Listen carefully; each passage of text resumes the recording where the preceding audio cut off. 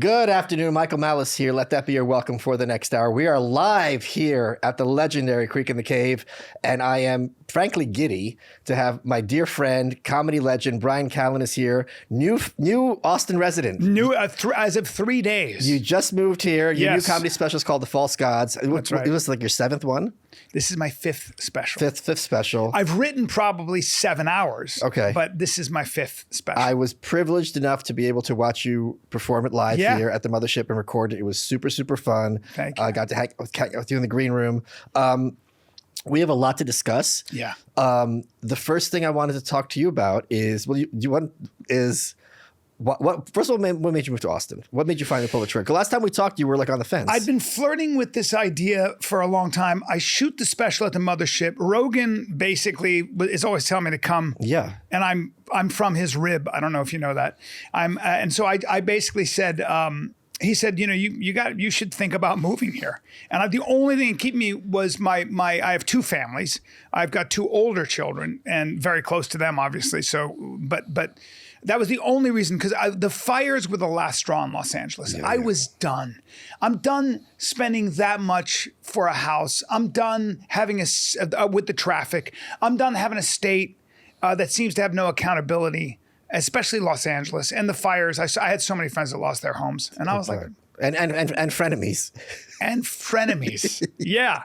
Yeah. It's a mix. So, for me, I had a great 30 years there, but the last 5 have been like, I don't know what I'm doing. And you're so isolated. The comedy scene's dead. Rogan moved here and now it's just humming. There are 7 different locations you can do comedy. Wait, so LA's really dead? Dead. It's really? dead. And everybody talks about it. LA Dead. was this spot. Of course. And then COVID happened. And it didn't come back? I would never count LA out. Sure. You can't count it. Look, the sunshine and everything else, but that state's got to be managed differently. And I was hoping that the fires would usher in a sea change, right? But it's not. Gavin Newsom is having these people on that he disagrees with on a podcast. I think it's a good idea. I enjoy it. I think the only way that he's ever going to make a run for presidency and have a chance is if he essentially becomes Republican light, Democrat heavy. Wait a minute. That makes no sense. No? Because that makes sense in the general. How's he going to get through the primary? He's not. I don't think he has a chance. I think there's 2 things boomer conservatives think that are just crazy to me. The craziest by far is that Michelle Obama is going to be president. Like, I don't see not a shot. I don't see any path. She's not interested. She showed no interest. They thought they were going to replace Kamala with her, and I'm like, you're telling me Hillary and Newsom and Whitmer are all going to be like, yeah, Michelle could have it without any argument. It was so crazy to me. But the other one that isn't as crazy, I don't see. Newsom's good on paper. But whenever you poll him against Republicans, he's like 5th behind like Kamala, behind like Bernie, behind all these people. Like, no one likes him. I have a theory on that. Please. I think, first of all, the Democrats have a real problem. And one of the problems is that young people, millennials, it's Gen Zers, they're conservative. These kids, these teenagers and kids in their 20s are all coming up and they're conservative and they are going to church. And now you have the majority of Latin people who come from south of the border. The second generation are conservatives. They're Republican. Right. They're Republican religious people, hardworking people, black and white. Just not full of this sort of strange ideology. That's a big problem. My thing with Gavin Newsom is I actually think he lacks confidence. And I don't know that he has, with all due respect, the brain power. And I'm not saying I'm smarter, but when I listen to him, I don't think he's taken the time to really ensconce himself into these ideas and these arguments. He hasn't taken a look at both sides. You hear AOC, for example, describe capitalism. She's just a silly goose. She's a silly person and intellectually anemic.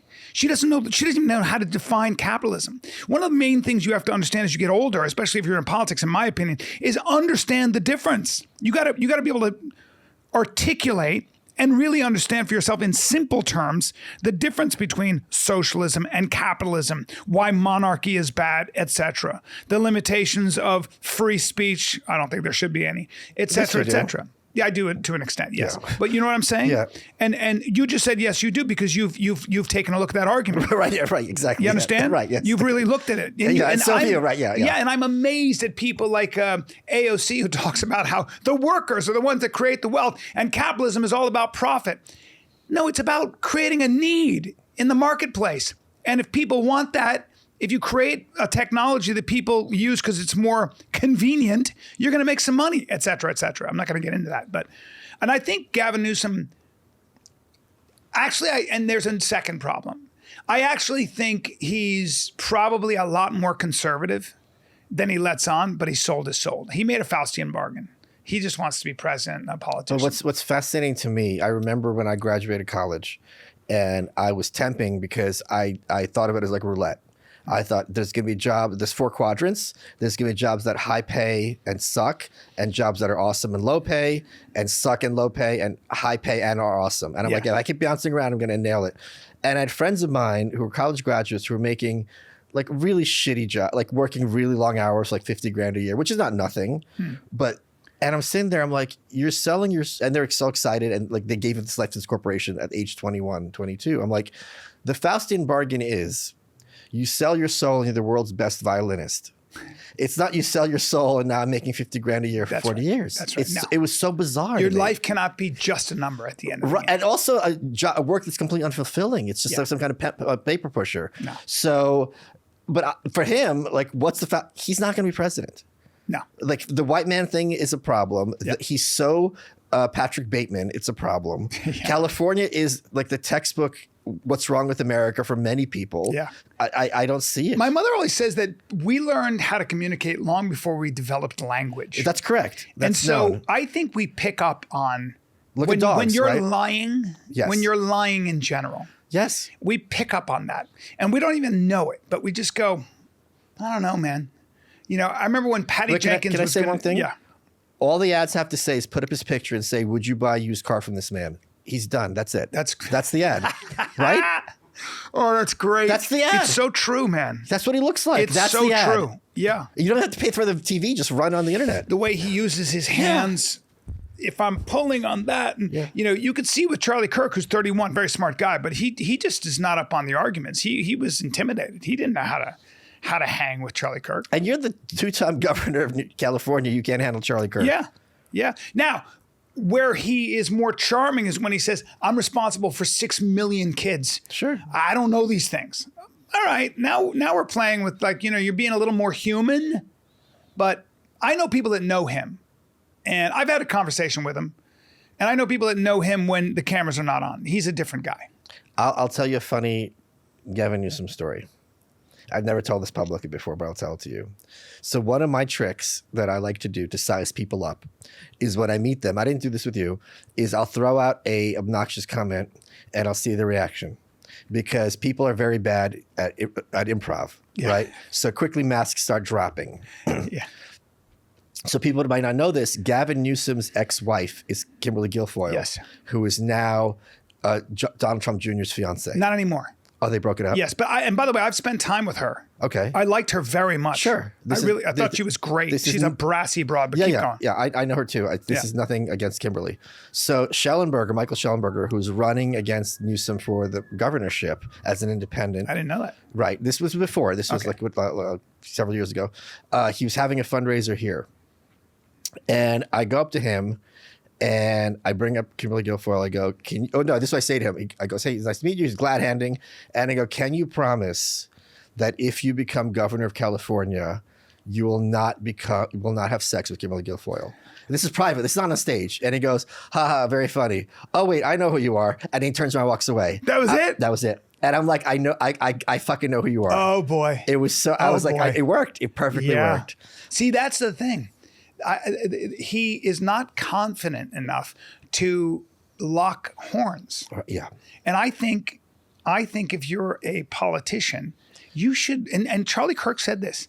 He said, you guys just stop debating. Yeah. And when you stop debating, when you stop fighting, man, you get delicate and afraid. And there's this 2016 idea. Hillary, she fucking no questions from the press. It's like it's gonna Same thing with Kamala. The idea is right. I'm not going to engage in these ideas. I'm not going to pit my ideas against your ideas. Right. And you see that and you go, you're not confident in your ideas and you haven't thought through. And more importantly, I represent the great unknown. You don't even know my ideas. Right. You actually haven't taken. I try my best to read the people I disagree with.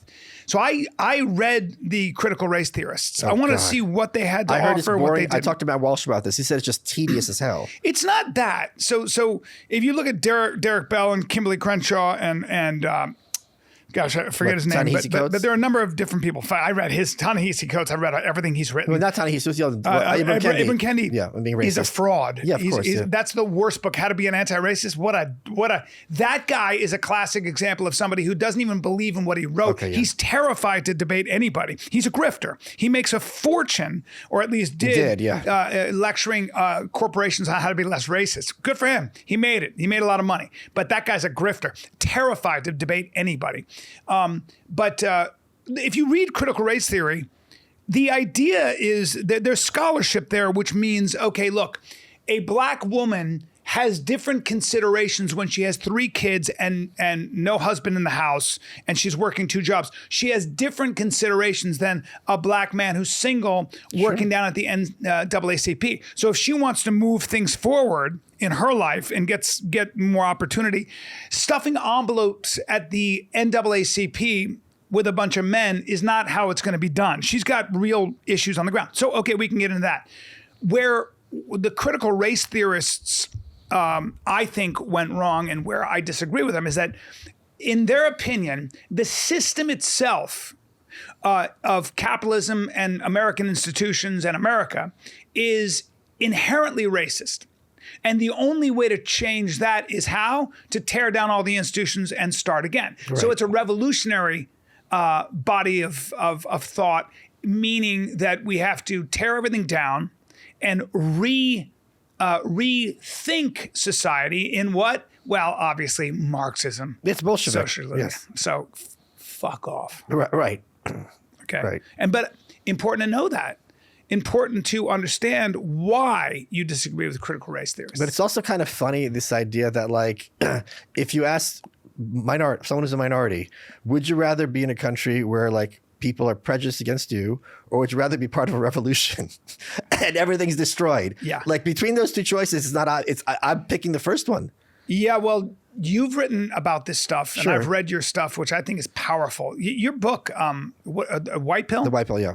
Is really hard to shake for me. I think about it every day. Oh, wow. And I can prove it. Okay. You know, people say this stuff, but I can actually prove it. No I one's think ever about, said that. Well, it sits with easy. me because what those prisons were like. Oh, yeah. The rapes, it's just how a girl from an orphanage could satisfy a whole logging, the kind of sexual violence in general, the horrible, the political prisoners that were treated even worse. Let me explain for the audience, because writing that book was kind of traumatic. Oof. Because you're an actor, and when you're kind of performing a role, you get inside this character, right? So when I'm writing, I'm method, but I try to be like, okay, what's going through these people's heads? Yeah.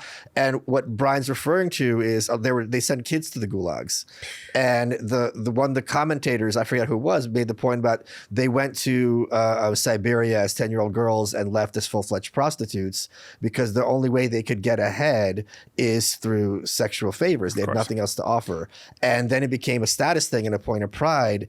And like you were saying, these like kids are bragging about how they can run a train on all the loggers.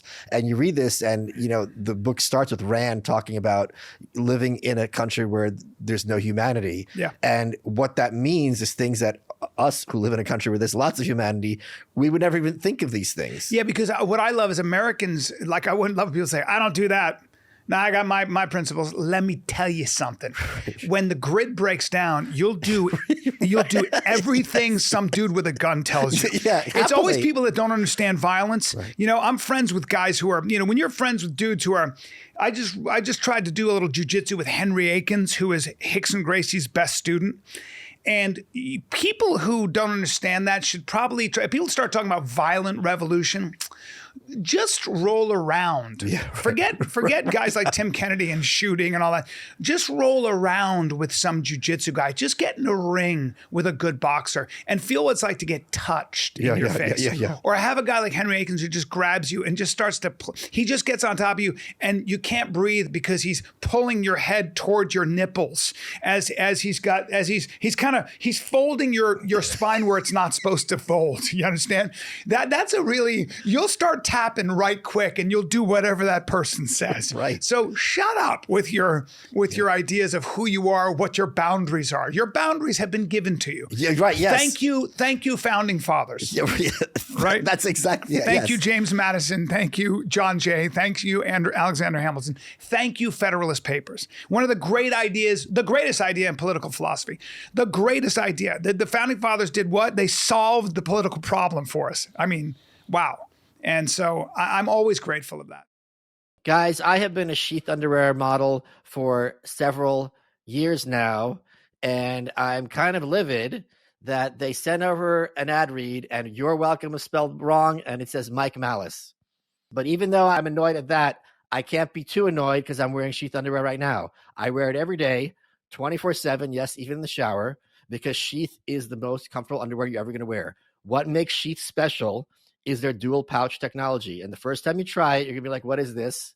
And then years later, here I am wearing it all the time because they have one pouch for one part of your male anatomy and another pouch for another part of your male anatomy. It sounds weird, but let me tell you, it's very comfortable. And it's also really kind of fun if you're having a date. God help me if I ever did. Job interview, doing this show. You're sitting there talking to somebody the whole time knowing your underwear is grabbing your junk and keeping it snug and secure. It keeps you cool in the summer and keeps you nice and snug in the cold weather. Try it out. I promise you, you're going to like it. All you got to do is go to sheathunderwear.com, use promo code Malice, you get 20% off. You'll be one step closer to being an underwear model like myself. They've got shirts, they've got hoodies, all super comfortable, all super fun. Support the underwear that supports you. That's Sheath Underwear. Sheathunderwear.com. Use promo code MALICE for 20% off. And now I'm going to go talk to their manager. This is outrageous. Let's get back to the show.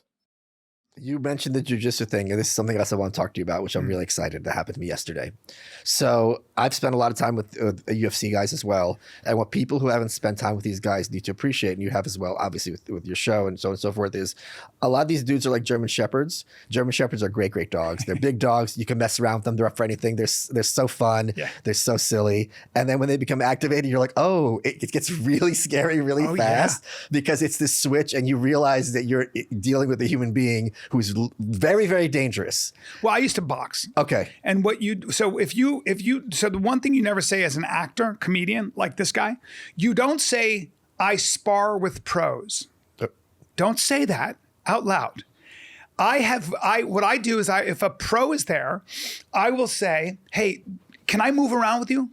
Can I work with you? I mean, I don't want, don't hurt me. Do that. And what they'll say to you is, I'll go as hard as you go. Right. And you learn very quickly where you go, oh my God. Because Wayne McCulloch, who is a world champion, fought at 119, probably I'm going to give him 5'5", okay? Irish Boxing Hall of Fame, beat Morales for the world champion. 5'5", probably 135. Yeah. We used to move around, and sometimes because he was smaller, I'd connect with my jab, with my actor's jab, with my Viper quick thespian jab, bop, like that. And he'd wake up. He'd kind of wake up, and all of a sudden it'd just be like this Irish cobra, and I'd be like, "Where is he?" And then and I get hit. I quit. My body. My floating rib, or wherever he decides to surgically place his glove. And you're like, I'm gonna have trouble chewing, and you were just touching me. So this is what you learn. It's a great thing to come into contact with objective reality, otherwise known as the truth. But this is what happened to me yesterday. I'm going to start doing stand-up. You are? Yeah. I love it. And I want to talk to you about that in a bit, but I was at Roseanne's house and I'm like, she lives here now. I'm like, can I do a bit of my act and get your feedback? Okay. So I do like a minute And no reaction. And I stopped because I'm like, shit, she's not having it at all. And it was like that Irish box you said. Her brain had switched and she goes, that's superb. Here's what you have to do. You start too strong. And she starts dissecting it literally line by line. And I'm watching this. Obviously, she's a comedy legend, but not everyone who's a legend is that articulate. And she's talking like a technician, being like, you have to do this. The next joke is 4 lines in. You got to move it up. And I'm like, stop talking. I'm going to do my whole set and record all this because this is 40 like years, by the way. Right. Of high level comedy. And also, like, DEI or not, whatever people talk about, when you're a female comic in the 80s, they're not cutting you slack. No, dude. Nor in the 90s. Right, yeah, right. Like, I always say this about coming up in New York when I was doing stand-up, and for that matter, then later on in LA. We didn't need DEI, bro. The whole deal was, are you funny or are you not? And it didn't matter if you were handicapped, if you were black, if you were Asian, if you were funny, but you were in this misfit. It did matter. If you're a female going up there, there's going to be more skepticism. Sure. She had to fight. That's what I'm saying. She had to fight against that. Not only she had to fight against that, women don't relate that way a lot of times. So they already have, guys, the way guys deal and bond is a lot of times through humorous insult. Right. Roasting. Roasting. And women don't do that. Women they typically relate differently. So if you have a comic like Roseanne, it's a rare find, man. Yeah. And you see her old stuff and she's a killer. And she makes it seem effortless. Oh, yeah. Yeah. So it was just so like, Born holy for it. shit. It was so great. It was so great. Yeah. I want to talk to you about something that was the same thing I wanted to talk to RFK about. Okay. Great. Which is surviving trauma. Yeah. Because I took my Ayn Rand too seriously. And one of the things Rand points out is there's no contradiction between being a moral person and being a good strategic person. Good morality is good strategy. And we had dinner and you talked to me, you're like, when you were getting canceled, that I came on your show and this meant a lot to you. Yeah. Because when people go through these dark moments, you see who your friends are, who aren't. And I didn't even remember that. Yeah. And I didn't even hesitate for a second at the time in retrospect. You've always had guts. Right. I love you for that. So what I want to talk to you about, because it's been years now, like it's past, like you've survived it. Can you talk a bit about what that trauma is like?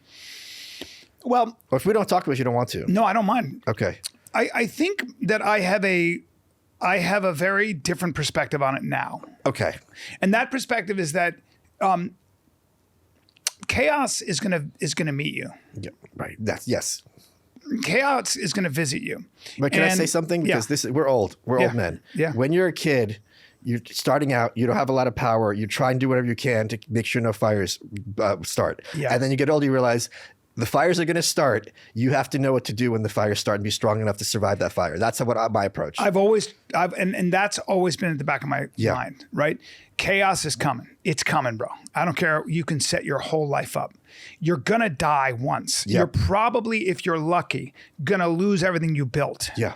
And then you're going to have to rebuild yourself. But if you do it the right way, now hold on. If you're guilty, if you really screwed up, there's only one way out, and that is true repentance, in my opinion, because I believe in truth. I believe in. I think it's very, very important. At least, unless you're a sociopath, you can't lie. And if you did something wrong, if you really did something that hurt people, you have to pay for that in one way or another. And I don't know if that's maybe it's like Crime and Punishment. It's one of the things. She was a wretch, adding nothing to society, but he still killed her. He still took the money. And I don't think you get away with that. I don't think that you will ever live that down because you'll always be holding on to some kind of a lie, some kind of an injustice. The way the Greeks define justice is everything in its rightful place. And I knew, like what got me through was I knew that I hadn't done anything wrong. Right. That's very important. Yes. And I said to myself, there are plenty of times when chaos happens to you. It could be you're accused of, you could be put in jail for a false crime. Sure. You could get cancer, a stray bullet, a bad car accident disfigures you. There's a lot of things, an illness. We all face something. Yeah. And I think that is when you have the opportunity not only to show yourself who you've been this whole time, and if you don't know if you're that person, because you don't, you're in the middle. The idea of chaos is really you're in the middle of the ocean. The sea is raging and you have no paddle and you can't find shore. Right. It's what Teddy Atlas says. You're not a doctor until there's a kid on your gurney bleeding from everywhere and there's nothing in the textbook that shows you how to save that kid. You're not a fighter until your whole game plan goes out the window. That guy knows your game plan and you have to find a way to win. Do you know what all my comic friends told me to do? The one piece of advice they all had? And Roseanne said this yesterday. You have to bomb. You have to bomb. You have to go up there and bomb and know what to do when you bomb. Then you're a comic. 100%. They all said that. It was really interesting. They're very different people. They all said you have to bomb. Everything in life is this way. Yeah. You know, you can train jujitsu and boxing. You want to be a fighter? I mean, you're not. That's why the difference in a SEAL Team 6 guy and some guy who's a black belt in jujitsu in a classroom, very different. Fighting for your life is a very different situation. Of course, yeah. And I think that the gold, the hidden gold in chaos is if you're going through chaos. I said to myself, my goal is to look back in 5 years and say, as crazy as it sounds, I wouldn't change this if I could. You thought that at the time? No, at the time. But I said that to myself. Okay. Because at the time, you lose everything. Right. And you lose it as fast as, you know how the sea pulls back into itself? That's how fast everything goes away. That's how fast, especially in 2020.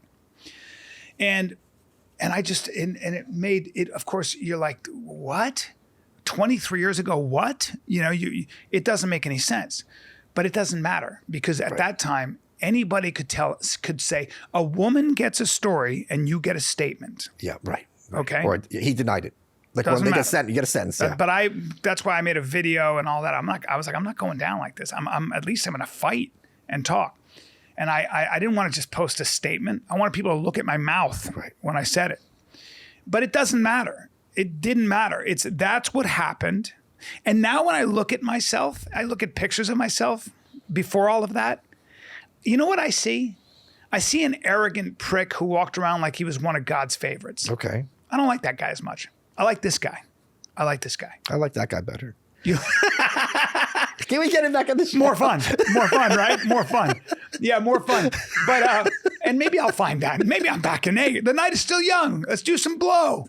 Yeah, and by the way, you know, in life sometimes you get hit with a brick, you know, when you're walking down the street. But ask yourself this question. Were you walking through a neighborhood where they were throwing a lot of bricks? That's an important question, you know? So there's always that too. Right? Look at what your role was in this. What were the decisions you were making to put yourself in a situation where chaos visited you? Sometimes nothing. Sure. Other times, you know, but don't shy from that either, you know. But how do you keep, I've been in traumatic situations. Yeah. And how did you, or maybe you didn't, but what would you have told yourself? Because everyone watching the show is going to get that phone call. It's mom. Something happened at school. Yeah. Like it's that day when your life changes forever. Yeah. How did you keep from spiraling? Strength and truth. Okay. All I care about is being strong. My father said to me, you've wanted to be a tough guy your whole life. And now you have a chance. At the time he said that when this was happening? Holy shit. He said, now you got a chance to see if you're really a tough guy. Oh, wow. Now you got a chance. Yeah, he went a little Karate Kid on you. Yeah, because he knew the truth. There are things he saw and that there were things. And he was like, oh boy. You know, it was funny too, because there's a show called The Behavior Panel on YouTube. Yeah. And I'm friends with the brother of, now I'm friends with one of the guys, but the brother of one of the guys on that show. He called my friend and said, hey, we were going to do a thing on him because they read they read whether you're lying or not. For the FBI and CIA, you give yourself away with your face and all this stuff. And they watched my statement. And I did a podcast with Steven Crowder and then Candace Owens. And they watched them because they wanted to break me apart. And he called my friend and he goes, hey, just so you know, your buddy's telling the truth. We just thought you should know that. Oh, wow. He's like, we were going to do a show on him, but there's nothing to do. We're doing the most boring show. That's kind of cool. That is now, really cool. Now, did I tell anybody that? No. Does it matter? No. It would. None of it would matter. It doesn't matter. That's the truth of what happens. It doesn't matter. But it's kind of nice to know. Kind of nice to hear. But what was there a part? I mean, people must have turned on you. People who you were surprised. It's not that they turn on you, because people that knew me still know me and still like me. That's good. Okay. Yeah, but what happens in those situations is that people, it's McCarthyism, dude. Right. People are terrified.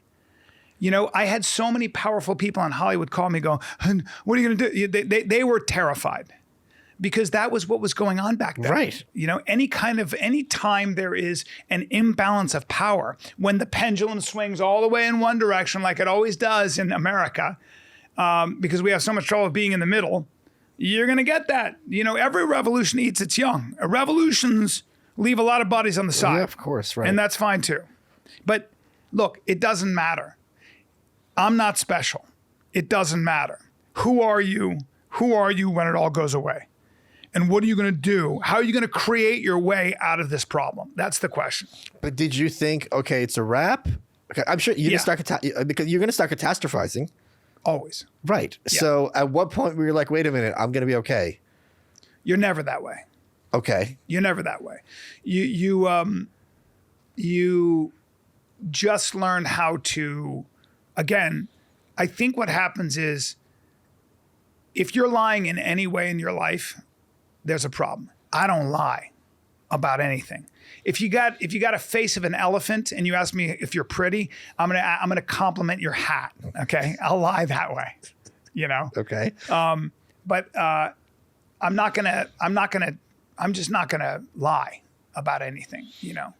Not to my wife, not to myself, not to my friends. Did anyone? Well, Rogan and I call it the pesky truth. We've always called it the pesky truth. Like Joe and I have always had a policy of just telling the truth. I remember one time he said something to me, and then I said something to him. Like we've talked where we've said yes and then no. We catch ourselves, because sometimes lies are convenient. Sometimes it's just messy. You just don't want to. But it's called the pesky truth. Did anyone? So no one stopped talking to you that you're friends with? No. That's. I mean, you're very fortunate in that regard. Yeah, because I'm a good guy. Yeah, but people are weak. It's not a reflection on you. People are afraid. Yeah. So they might run. That's what I'm saying. Yeah. But just you always know that anytime anything happens to you like this, if whatever it might be, you're gonna lose everything and make peace with that. It ain't gonna be the same. You're gonna lose it. But did you lose everything? Yeah. What? I mean, you weren't homeless. No. I mean, like career-wise, opportunity-wise, all that stuff. It just dried up. Yep, all because somebody told a story about me from 23 years ago, et cetera, and is that still the case? I don't know. Yeah. I now I have a podcast. Now I'm doing, I do stand up and I just keep moving forward. So it's not as much now. Wow. But I don't think about it. I don't rely on anything. I rely on myself. And I rely on the opportunities that I create now. Folks, if you're a gold owner, you already know about all the ways precious metals can hedge against financial instability. Clients all over the world have been taking advantage of their gold and silver leases to put their metals to work and grow their total ounces over time. But with monetary metals, you can earn up to 4% in their leasing program immediately upon funding your account. Higher yields are available to accredited investors in their bond offerings. The interest you earn is paid in ounces of physical gold or silver, which you get in addition to that price appreciation that happens from gold and silver during the year. Question is this: why earn in dollars when you can earn in gold? You could be stacking more gold on autopilot while the central planners try to convince you that inflation is somehow good for you. This is a no-brainer for gold owners. Now is the time to secure your wealth and build your legacy in an asset that the government cannot inflate away. Don't let the Fed be in control of your finances. Go to monetary-metals.com/malice today. That's monetary-metals.com/malice. What a great idea. Folks, did you know that Fast Growing Trees is the biggest online nursery in the U.S. with thousands of different plants and over 2 million happy customers? They have all the plants that your yard needs, like fruit trees, privacy trees, flowering trees, shrubs, so much more. Whatever plants you're interested in, Fast Growing Trees has you covered. Find the perfect fit for your climate and space, and Fast Growing Trees makes it easy to get your dream yard. Order online, get your plants delivered directly to your door in just a few days without ever leaving home. Their Alive and Thrive guarantee ensures your plants arrive happy and healthy. Plus, you can get support from trained plant experts. They're on call to help you plan your landscape, choose the right plants, and learn how to care for them. As some of you know, thanks to my severe mental illness, I have literally hundreds of succulent species in my house. They're really cool. And what I like about Fast Growing Trees is you're going to find the stuff that you're not going to find at the neighborhood store or the big box stores. And it's going to be really cool and special and at good competitive prices. This spring, they have the best deals for your yard, up to half off on selected plants and other deals. And listeners to our show get 15% off their first purchase. All you got to do is use code WELCOME at checkout. That's another 15% off at fastgrowingtrees.com using code WELCOME. Fastgrowingtrees.com, code WELCOME. Now is the perfect time to plant. It's true. It's spring. This is when they root better and get moved around better. Now's the perfect time to plant. Use WELCOME to save today. Offer valid for limited time, and terms and conditions may apply. Let's get back to the show. I'm not trying to kind of poke at a scar, but like something I've had like some kind of situation where opportunities taken from me, and I still resent it. I know, but see, that's the great. When I was leaving New York, I cried. Yeah, and you know why I cried? I cried because I said to myself, I didn't do anything wrong. Why am I being punished? Why is the city I love being taken away from me? Why do I have to leave? And the straw for me, for you was the fires. The straw for me was when they had the vaccine passports. And I said, my family didn't get out of fucking Russia to do this papers, please shit. Yeah. I'm not doing it. Fuck you. Yeah. And that was when I was like, I'm out. That was my line. But you see, that's a really important point, right? So this is for anybody who is holding resentment, and everybody is, on people, right? See, what we all do is we all have a contract with life. Sure. We all have a contract. And the contract is something like this. I'm going to do the right thing. I'm going to work really hard, and I'm going to get rewarded for it. You know? Sure. That's what we all do, man. Sure. And every one of us is the star of our own movie. Right. And if you're wise and you get older, you realize that you're not the star of this movie. You realize you may be more wrong than you are right. You might realize you're as big a problem in the world as the people you criticize. These are all things that you come to. You're very limited in your outlook, very limited in your perspective.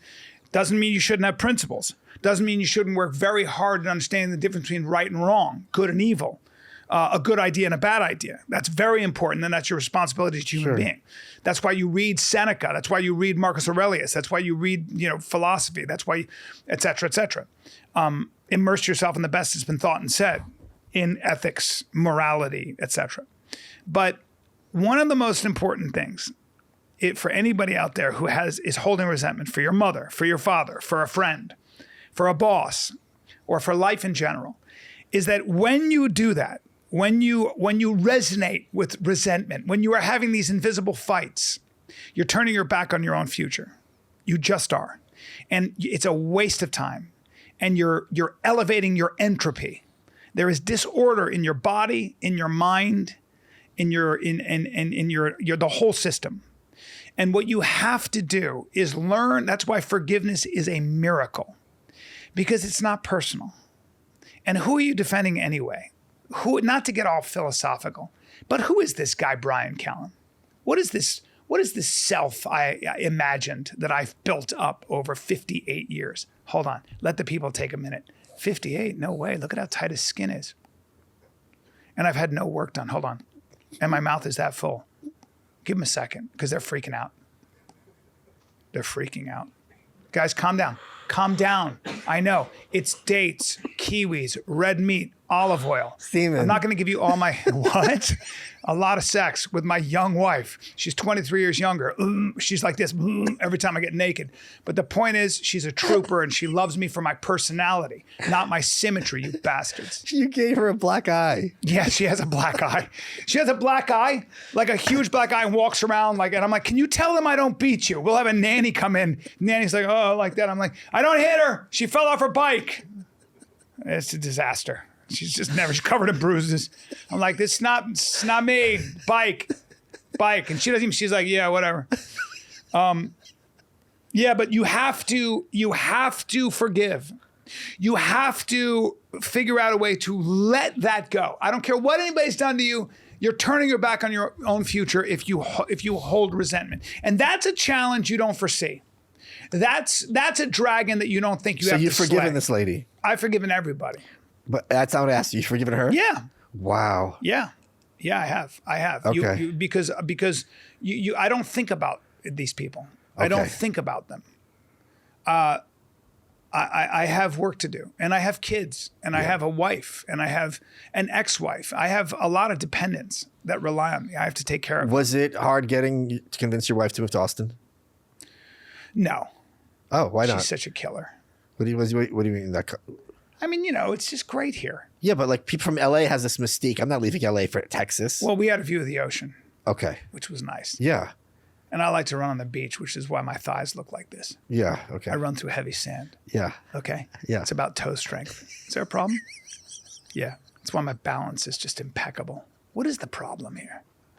Was it so? Yeah, but you're giving that up for like. Why is he laughing for over 6th there, Street? For God's sake. 60? I'm not 60. Oh. For 6th Street, you deaf freak. Oh, okay. Sorry. I said you're giving that up for 6th Street. Oh yeah, 6th Street. Yeah, this is a lovely area. Let's get him an ear horn. This is a lovely area. I saw homeless twins, identical, muscular too, with no clothes on. They were both wearing what looked like a girdle, and they were walking straight at me. I was like, what the hell's going on here? I can't fight identical twins. What, would it be better if they're fraternal? Yes, way better. Oh, because you can figure out which one's which. They're not as attached. It's like fighting two people in a mirror. I don't know how to do that. I actually do, because thanks to my kung fu. Wait a minute. So, but in all seriousness, she's giving all that up for Austin. Like, what was that conversation like? We've got small children, right? And it's great here, and it's way easier. And you don't want to raise kids in LA, in California. No. That's okay. That's all it is. She's a mom. Yeah. Period. Yeah. This state cracks me up. My friend's like, got a housewarming kit for you. I was like, what? It's like a gun. Yeah. I was like, oh, a Texas gun. I can carry one now, which I won't. Too heavy. I sleep with one under my bed. You sleep one under your bed? Yeah. All right. Is it in a safe or no? Just free? Yeah. Yeah. Have you trained with it? Yes, of course. Like one of the reasons I moved here is because I got lots of cool shit. Yeah. And if someone broke into my house in New York, I have to get raped and murdered or murdered and raped. And if I defend myself, I'm going to jail. Is that what you think a home intruder is going to do? Oh, I know it. Michael Malice, that's hot. There's no way. I'm clearly getting raped. You are? Let's be real. I think you'd get tied up and robbed. I don't know. I'm getting raped. Really? I'm getting raped. There's no question I'm getting raped. Really? You're that attractive, I guess, in the middle of the night. I just think, do you think I'm not getting raped? I mean, it's not what I thought. I thought, if somebody's going to come into your apartment, they're probably going to just tie you up or hold you at gunpoint. Well, they could tie me up and rape. I think it's happening. Take your I'm prepared. flat screen. I'm prepared. You're ready. I'm ready. You're ready. I wasn't ready. That's why I'm here. You're so ready no that you'd probably lie on your stomach already. Just get it over with and arch your back. I have. This sounds like a fantasy. What is this? Are these a bunch of Swedish exchange students that come in? There's a Village Voice article written 2008 by my friend Rachel Kramer Bussell. Yeah. And the first sentence is, how common are rape fantasies? My friend Michael Malice asked me over dinner. That's the opening line of the sentence. Well, wait, what were we talking about before this? Before we went down the rabbit hole of guns in Texas. And being old. Trauma. You were talking about trauma. No, okay. It's gone. I've gone full Biden. Oh, this is what it was. I don't know why we're talking about this, but I'll bring it up. I think I have sleep apnea. Oh, yeah. Because I woke up Saturday, like 5 days ago, dead sleep it's like binary. Jump cut to, and I've never done this noise before or since to do this. Yeah. And I'm awake and I'm like, okay, I'm choking. I'm calm though. I'm like, my life is in danger is my thought process. Something's obstructing my breathing. I don't know what it is because I'm eating it. It could be neurological. It does it again. And then by the time I get up, I'm fine. I'm like, what the fuck just happened? Yeah. There are two types of sleep apnea. One is physical, when your neck is too thick. Well, that's not here. And it kind of closes in. Right. Or it's neurological. Right. So your body shuts down. That's how you can have a stroke or even die in your sleep. I have to go to like a sleep clinic because this is no joke. So I think Rapid Health, which is something different now, Andy Galpin, and they do a sleep thing. Here? I think they have some stuff here. I'll give you their info. Okay, yeah, I got Dan Garner and Andy Galpin. It's a really good. It was scary. Yeah. And I was like, I'm like, that happens to me on the plane when I'm sleeping like this. I'm like, And I'm like, do I go back to sleep? Is this like a foreshadowing? Yeah. I know, because you're like, I'm going to forget to breathe. Yes. I've had that before, but then I sleep on my side and I'm fine. I always sleep on my side. You do? That's why I thought of it. Yeah. Because I don't sleep on my stomach. Yeah. What happens when you finish this? Tell me about your last special, because it was a lot of fun to watch. The last special, it tells a story. It does. I mean, there's a lot of questions I had about it, so let me set you up. When you're doing a special, you try and do it as a coherent whole. Is that something? Because I feel like recently that's more comics are doing that. They're making it as a coherent whole rather than just a series of jokes. I try to be thematic, which is difficult, but I try to, because I want to see what I'm thinking. One of the fun things about writing a special is that you don't even know what you're writing about. And 2 years later, you're like, that's what I've been thinking about. Right? It's like, what is the expression? Like, the theme of a book is the author's argument for how to behave and how one should behave in the world. So, it's like, that's kind of probably what I started to realize is I read the Old Testament twice and then the New Testament. And what I got from the Old Testament was essentially don't worship false gods. Yeah. The Israelites were constantly screwing that up. It was always like, God has sent a prophet, then they'd get, the Egyptians released them, and then they wandered the desert for 40 years, and they have to learn how to have faith, and then they get to the promised land. But of course, Moses didn't have faith. He hit the rock twice because he wanted the Israelites to know that he was the one who came up with water, and God was like, how dare you? And then he let him die looking at the promised land on top of the mountain. But then, you've got the Israelites, then you've got, they break into civil war. They're all kind of taking their own idea of what God is. They forget that there's one God. They start worshiping the gods of the people that they start to conquer. Then you've got different prophets that keep coming back and saying, guys, you got to get it together or the Assyrians are going to come and take you into slavery. Get out of here, weird guy in rags. The Assyrians come in. Hey, guys, the Babylonians are here. Get out of here. Hey, guys, the Persians are here. And it was always essentially that they were worshiping false gods. And I thought about that for a long time. And the idea that you worship even yourself, your own status, your money, your position, and more importantly, this phone, And that is in its own way sort of like I started to think about how addicted I am to our phone, what social media is really doing to us, the liability of purifying your echo chamber, how easy it is to fall prey to your algorithm, where your algorithm is giving you the things you already agree with. So I think it's important just to surround yourself with people that are smarter than you who disagree with you, because it steelmans your position. It fortifies the ground upon which you stand, especially when you're younger. And this is what the left hasn't done. They just don't want to engage. They don't want to. The first thing they do is they walk away. That's what Gavin Newsom did. He walked away from you. And it's like, no, dude. No, it's Schellenberger. Oh, it was Schellenberger. Okay, different. All right. But, so that's what you want. You want people to, I think that it's really important to push and get into the mix. I think to steelman their position, they've been told that if you engage with these types of people, you're validating them. And they were in a position to walk away because they ran everything. So it's kind of like like you and I never have to sit down unless we wanted to talk to like a flat earther. Yeah. And for them, it's like, okay, these ideas are crazy. Obviously, you want kids to get vaccinated. Obviously, because what do you want to have? All these little logical like leaps that they make. So it's like it's going to be a waste of time because we know that the answer is somewhere in this big half of the circle. Yeah. Have you become less of a libertarian as you get older, or more? I'm an anarchist, not libertarian, but I have gotten more. Are you? Yeah, I've gotten more. I don't know. I don't know how to answer that question. I'm finding like here. I was just talking about this with Roseanne at her show yesterday. Like, I hate being the guy who I was just on Gutfeld last week. And the first segment was rah, rah Trump and how great all these Trump wins are doing. And I hated being this guy. And it came to me, and this is Fox, and the audience is all like Fox boomers. There's a studio audience there. And I go, guys, it's not even the end of the first quarter of Trump's term. And you're acting like you won the Super Bowl. These people have been in power for 100 years. A lot of them are very, very smart. This is going to be a long game.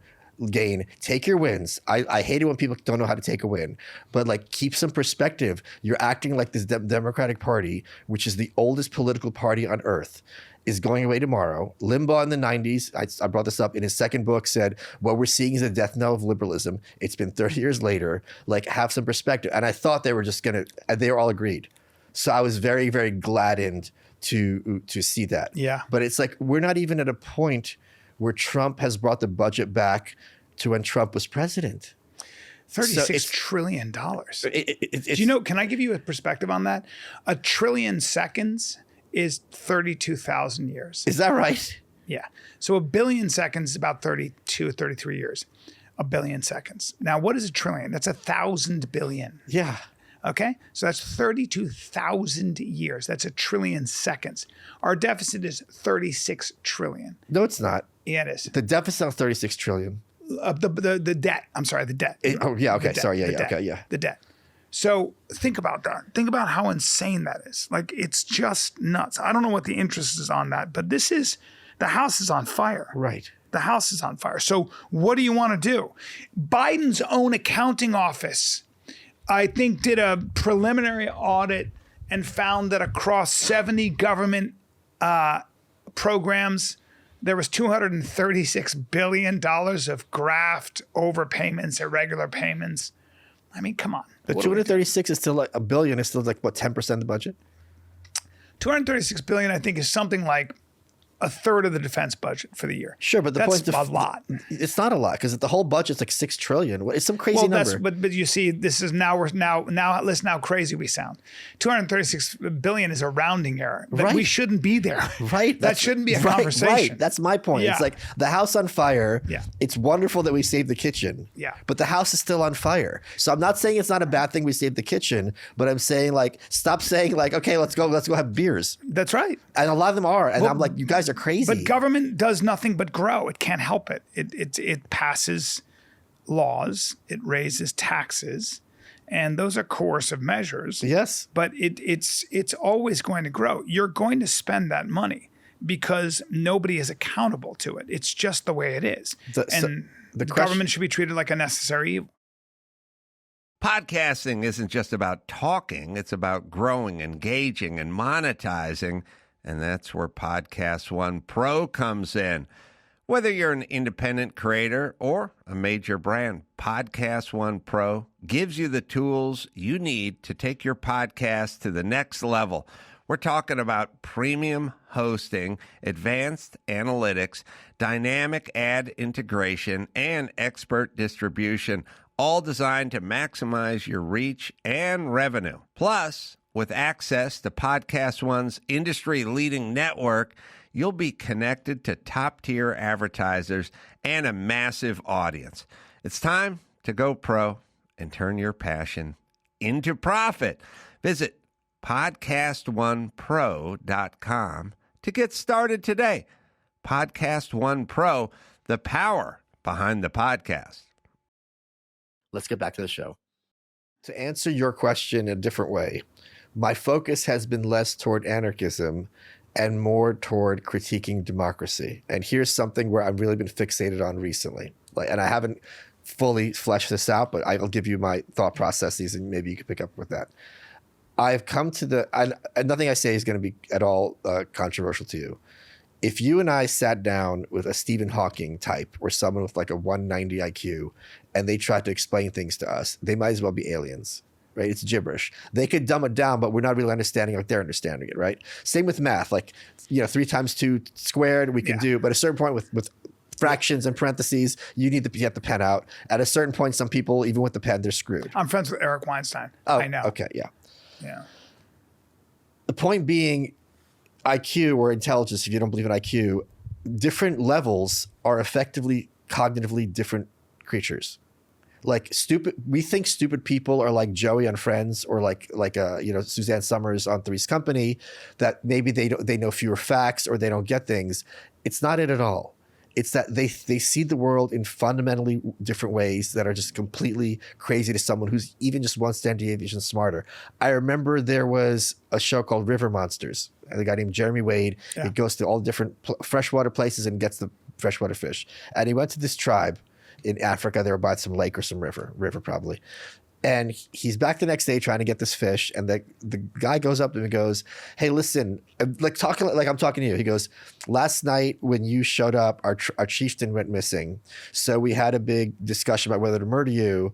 And we decided not to, but you should probably leave." It was just like very calm. Jeez. But that was their logic. Wow. So when you have that person's like thought, like how do you can't communicate with them, even if you could, they're understanding facts in a fundamental different way than you or I would understand facts. So this enlightenment model that there is rational man and you have this marketplace of ideas, and if you put them out there, everyone, there's going to be some twists and turns, and we have cognitive bias and all this other stuff. We're going to come to something approximating truth. That is something I'm like, this model is completely wrong, because there's not one guy. There's like 5 or 6 different guys of how they perceive the world. And I'm always underestimating how bad people are at parsing information. I remember this is really crazy. There was a girl I met, she was a journalist named Anna, I forget her last name. She worked for Jezebel or one of these online websites. People like to knock people like that. They're going to have an above average IQ. If you're going to be a writer of any kind, you're just writing at all, you're going to have the average IQ. It's not that easy. And I met her and I'm like, who are you? We were speaking. I go, Harvey Pekar wrote a book about me. Isn't he dead? Yeah, he did before he died. That's really cool. The next second, her boyfriend sits down and she goes, "This is Michael. Harvey Pekar died and then Michael wrote a book about him." So she had all the verbs and she had all the nouns, and instantly her brain rearranged them. And I saw this and I'm like, holy shit, this happens all the time. You see it on social media all the time. This is why the past in the wrong hands is a dangerous thing indeed. Right. Because you get all the nouns, you get all the verbs, and and people have done a lot of studies on this. People's memories are hopeless. Oh, yeah. Hopeless. Remember that regressive memory stuff where you have a memory? That was proved. I think this guy, Paul Feig or Paul Fields, or he was a psychiatrist who proved that stuff to be complete horseshit. Right. Complete horseshit. But, people went to jail and stuff. I mean, all kinds of stuff, my memory and stuff like that. So this is where my brain is going more. Like, this model we have is completely fallacious and of ridiculous. What, though? The model of democracy. That you've put, Mr. Left, Mr. Democrat, Mr. Republican, they put forth their ideas. Everyone looks at the two things, and then they pick the person who they think is best for them. Even just on that extremely simplified thing, has nothing to do with reality. Well, I think that there are a couple of things I would push back on. One is what makes the bicameral legislature, it's not the Constitution itself. It's the founders, the framers realized that the way democracy endures, the way you make sure that individual liberty supersedes. I gotta ask, what do you think bicameral? What do you mean by bicameral legislature? I just mean Republicans and Democrats. Bicameral legislature means the House and the Senate. I'm sorry. Okay, so that's why I was confused. Yes, exactly. Sorry, but so these checks and balances, the idea behind this, the idea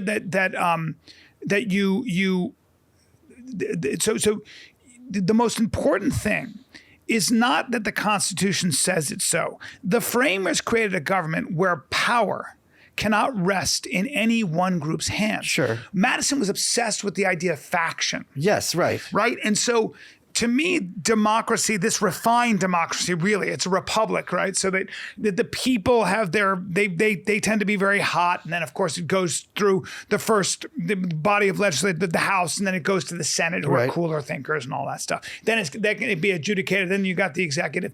Then you've got the fourth estate, hopefully a responsible press. Good luck. But for the most part, I always say that when Trump has these executive orders, then it's adjudicated and it's a thorn in his side, and he's talking about impeaching these judges. When I hear all that strife and I see that things aren't able to move very quickly, I know our republic is in good standing. Whenever I see arguments, whenever I see people very angry, if I hear somebody like AOC talking and I get all hot under the collar, I think I know that we're good. I know that we're good as long as we're not picking up weapons. But if we're shouting at each other, if we're even trying to assassinate each other's character, has been going on forever, by the way, since the beginning, I think we're okay. You go back to the election of 1800. I think it was John Adams and Jefferson. Right. And that was a real, they looked at Jefferson as this revolutionary. He wanted to go back to the agrarian state. The biggest contention was, should we have a standing army? Because that never works because you get a charismatic general or a leader who takes over.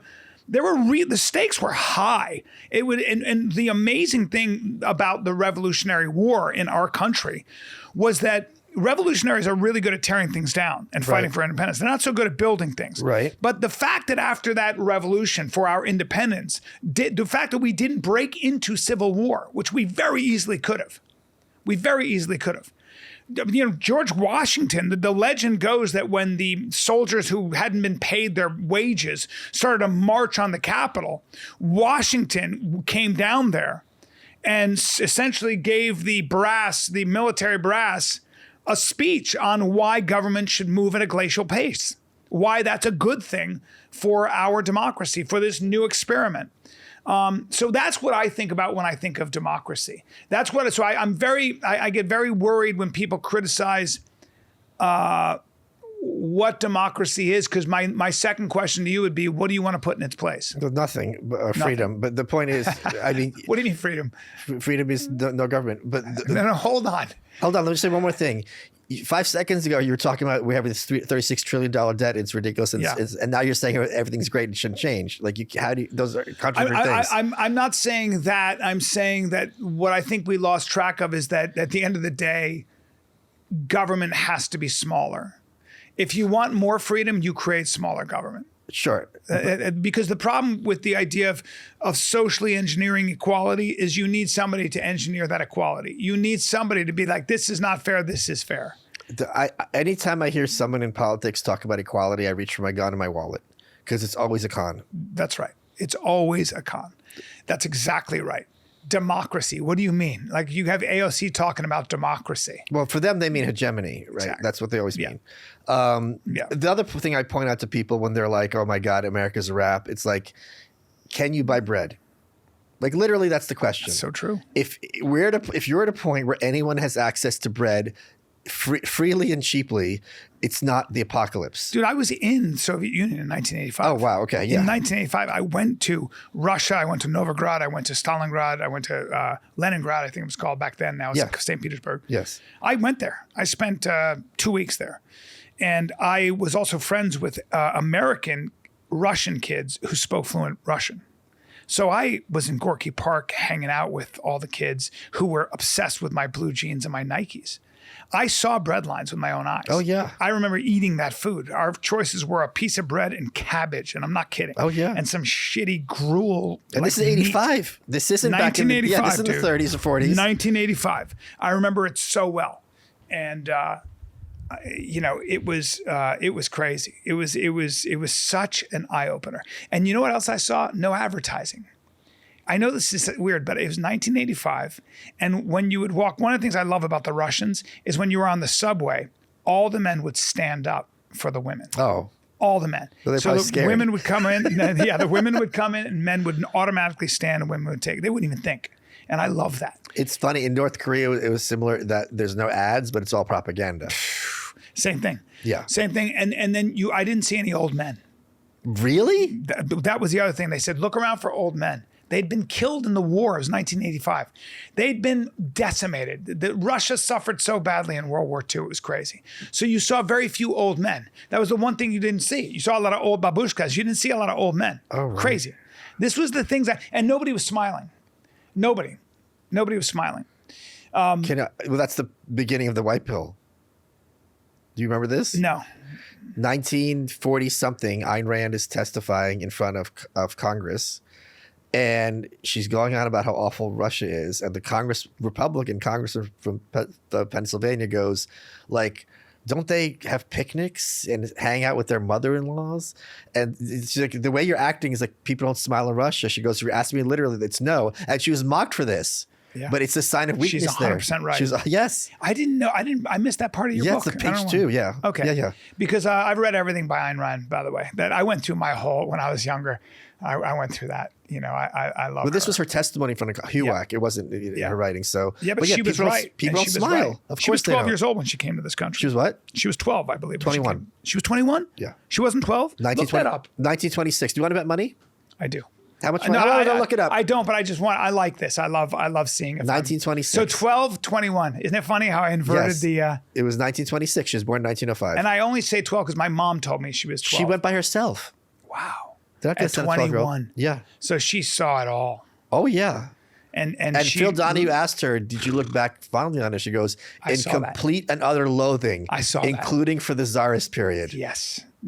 Well, she was under what? Did she live under Stalin and the Red Purge? No, 26 was no, the Purge was in the 30s. She saw the shots of the revolution from her window in St. Petersburg. But Stalin died in 55, I think. So Right. So he was in power. So she was there when he was in power, I think. No, she left in 26. She left in 1926. Yeah, born 1905. Okay, Look, so am I it was- right? 26 at 20. Yeah. And she was 21. Yeah. Michael. Well, I don't know why you know that. You only wrote a book. I have an Ayn Rand wall in my house. You'll see it Wow. next time you're at my house. Wow. Now that you're in Austin, yeah. That's awesome. Mike, the crown jewel of what I just got recently. I love this story. In 1957, after working for like 13 years and publishing Atlas Shrugged, her friends and her husband and her people at Random House Publishers decide to throw her a surprise dinner party. And her husband says, I'm taking you to dinner at the Plaza Hotel. Dress up. We're going to have a nice celebration. They take her there, opens the door. Surprise! Congratulations. What does Ayn Rand and her autism say? I do not approve of surprises. And dinner is tense as fuck. Oh, no. They're all sitting around there trying to make nice with her. She's fuming. Oh, God. And per her biographer, Barbara Brandon, the only thing that kind of mitigated it was that in Atlas Shrugged, many of the characters are smoking these cigarettes with a $sign on it.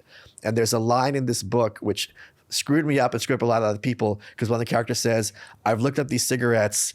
They were made nowhere on Earth. And it sounds like the book's going to outer space. It's just an old fashioned use of language. Yeah.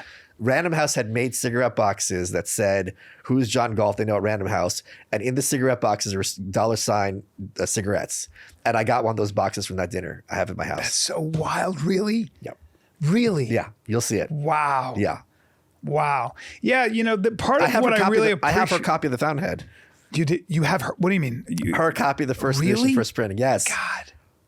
Great novels, by the way. Oh, yeah, At for least I sure. was when I read them. I was young, so maybe I would have a different point of view now. They did a number on you and they did a number on me because when you're talking about having this intense commitment to truth, you get that from the Fountainhead. You do. You really do. It fucks you up for life. I mean, it does. It fucks you up for life. Those books in The Agony and the Ecstasy by Irving Stone. Okay. Michelangelo's life. I was like, if this is what an artist is, it's like a little bit like that, right? It's like, I went to Dan Gable's wrestling camp when I was in high school. Oh, you did? Yeah, and I was like that kind of training. They trained us like Olympians, the Hawkeyes were there. And we trained with those guys. And I was like, dude, if this is what it takes to be like really good, I was like, if this is D1 wrestling, keep it. Sprinting at 5:30 in the morning for an hour and stuff like that. Oh, I was limping the whole time. Because when I was working with Matt Hughes on his book, he talked about Dan Gable a lot. Dude. That kind of training, that soul-numbing training, when somebody shows you where the bar really is, Yeah. like you want. But it was good for me because I learned how tough I'm not. I mean, I made it through, but I mean, I'm rather effete. I'm like, please, with all this wrestling, can't we just speak and smoke good tobacco and wear tweed jackets? I want to be a gentleman. A farmer, please, a farmer. I want to be a gentleman farmer. Feed the chickens, please. Thanks, John. Will someone tend to the horses? I want to take my ride. That's who I want to be. Folks, head over to malice.locals.com where Bryan took questions from the fans. Folks, we're running out of time. Yeah. What has been your favorite part of this interview? Just looking at your symmetry, my friend. Just looking at your symmetry and that tight shirt. And I like your Austin physique. You're staying in shape. I like spending time with you. And I like trying to get to the meat of things. You are welcome.